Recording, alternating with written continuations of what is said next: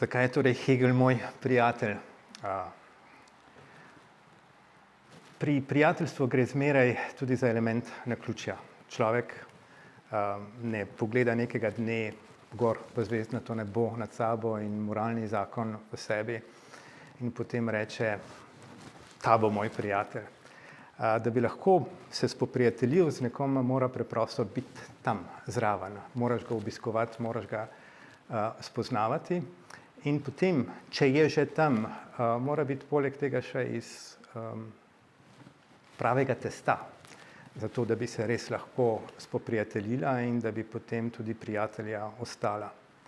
Zdaj, kar zadeva mene, sem imel to srečo, da je bil Hegel ves čas tam, ves čas blizu. Namreč, ko sem se filozofsko formiral, to je bilo nekje v 80-ih letih, 88. je prvi članek o Heglu, je bila Ljubljana izjemno živahno, dinamično, prepišno mesto, kjer se je na področju teorije res dogajalo marsikaj, ampak tako rekoč res marsikaj. Zlasti okoli Slavoja Žižka se je oblikovala pisana skupina, ki se je po eni strani ukvarjala s tematsko širokim področjem, ki je vključevalo od teorije filma do politične filozofije in političnih intervencij. Po drugi strani je pa kombinirala zelo različne pristope. Tukaj smo imeli najprej frankfurtsko šolo ali sodobna branja marksizma, potem smo seveda imeli francoski strukturalizem z Althusserjem, seveda Lacanom in v ozadju Freudom. In poleg tega smo v Ljubljani imeli tudi Hegla. To je bila, recimo temu, ljubljanska specifičnost, ljubljanska posebnost, da se je bralo Marxa, francoske strukturaliste in poststrukturaliste in Hegla kot del iste zgodbe. Kajti običajno je bilo tako, da je Hegel nastopal ali kot stari profesor, ki je del nekega preteklega sveta, ali pa kot nekdo, proti kateremu je treba utemeljiti svojo lastno pozicijo in pokazati, da Hegel nima prav. Običajno se je govorilo v teh sodobnih francoskih branjih proti Heglu. V Ljubljani, in to še enkrat je posebnost, se pa Hegla bralo kot sodobnega avtorja in kot avtorja, ki je lahko celo sposoben dopolniti tisto, kar je znotraj poststrukturalistične scene ostalo neizrečeno. Skratka, Hegel je bil tukaj. Ko sem potem začel študirati filozofijo, sem seveda skupaj z drugimi požiral knjige o Heglu. Bila je knjiga, recimo, Hegel in označevalec od Žižka, knjiga, v kateri je Žižek hotel pokazati, da je Hegel, poenostavljeno rečeno, pravzaprav že teoretik označevalca. In potem je bila knjiga, mislim, da Hegel in objekt od Žižka in Dularja,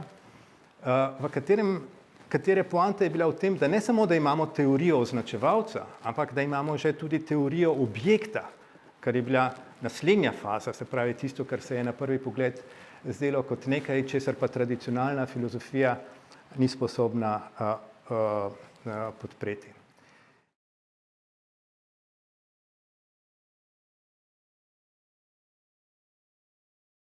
Spomnim se trenutka, ko sem v Nuku dobil eno, mislim, da je bila sarajevska izdaja Orisa filozofije pravice.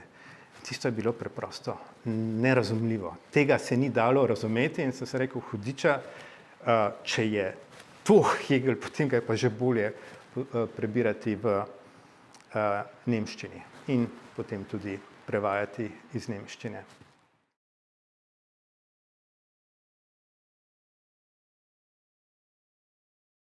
Seveda, včasih ga je težko razumeti, ampak ne zato, ker ne bi hotel biti razumljen, ampak preprosto zaradi tega, ker je stvar sama, o kateri govori, težko razumljiva, recimo da zahtevna.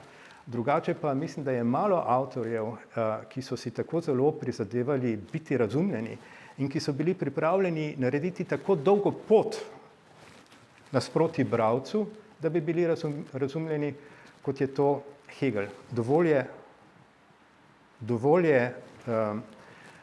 Dovolj je prebrati njegova predavanja in mislim, da vsakdo lahko vidi na delu iskren poskus, da tudi zelo zapletene stvari Hegel poskuša približati svojim bralcem. Včasih gre pri tem v resnici predaleč in zaradi tega mu kdo lahko potem očita kakšne poenostavitve, ampak vse skupaj je narejeno praviloma za namenom, da bi zapletene stvari naredil razumljive, ne globoke, ne dialektične, ne spekulativne, ampak nazadnje razumljive. In mislim, da to velja celo za fenomenologijo duha, ki je po svoji zasnovi zelo zahtevno besedilo. Predlagam eksperiment, če komu branje fenomenologije duha ne gre od rok, če je kakšna izpeljava zapletena, predlagam preprosto metodo. Naj si počrta prvi stavek vsakega odstavka in mislim, da bo se praviloma pokazalo, da bo dobil v roke navodilo za branje tega, kaj se tam dogaja.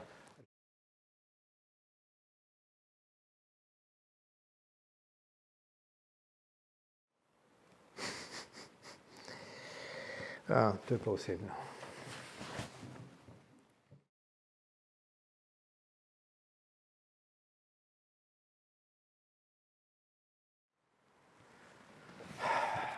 Če pogledam, kdo bi to lahko bil, ne?